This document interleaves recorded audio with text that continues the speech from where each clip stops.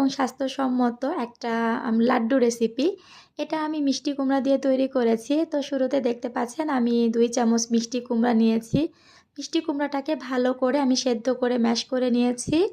তারপর এখানে অ্যাড করছি একটা কোয়েল পাখির ডিমের কুসুম আর দিচ্ছি ফর্মুলা মিল্ক। এই রেসিপিতে দুধের পরিমাণটা অনেকটা বেশি লাগতো। তো আমি যে পরিমাণ মিষ্টি কুমড়া নিয়েছি সেটা একটু বেশি হয়ে গেছে। অল্প করে নিলে ঠিক ছিল। তো আমি এখানে দুধটা বেশি দিতে চাচ্ছিলাম না। এই কারণে এটার ঘনত্বটা ঠিক করার জন্য পরবর্তীতে আমি এখানে একটু কর্নফ্লাওয়ার অ্যাড করেছিলাম। তো কর্নফ্লাওয়ার দেওয়ার পরেও দেখলাম ঘনত্বটা ঠিক হচ্ছে না। যার কারণে ফাইনালি আমি কিছুটা চালের সুজি এখানে অ্যাড করে এটাকে একটা লাড্ডু শেপ দেওয়ার মতো করে নিয়েছিলাম। তো আপনারা চাইলে এভাবে করতে পারেন, আবার যদি এভাবে না চান শুধু দুধ দিয়ে করতে চান তাহলে মিষ্টি কুমড়াটা একটু কমিয়ে নেবেন। সেক্ষেত্রে গুঁড়ো দুধটা একটু বেশি করে দিলেই কিন্তু হয়ে যাবে, সেটা খেতে আরও বেশি মজার হয়।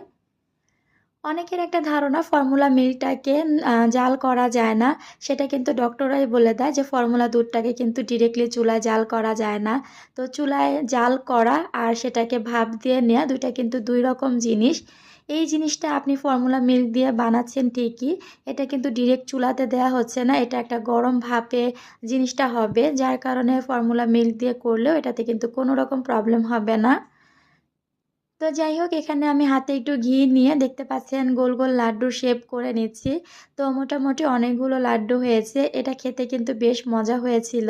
মানে সাদিদের সঙ্গে সঙ্গে আমিও কিন্তু এখান থেকে কয়েকটা লাড্ডু খেয়ে নিয়েছিলাম।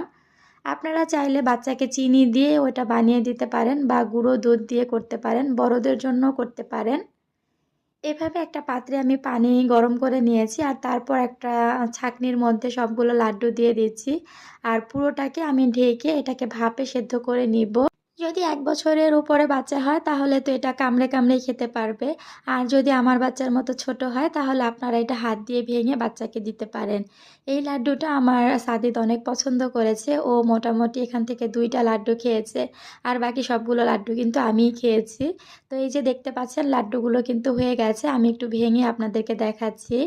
এটা যদি পুরোটা গুঁড়া দুধ দিয়ে করেন সেক্ষেত্রে আরও বেশি সফট হবে।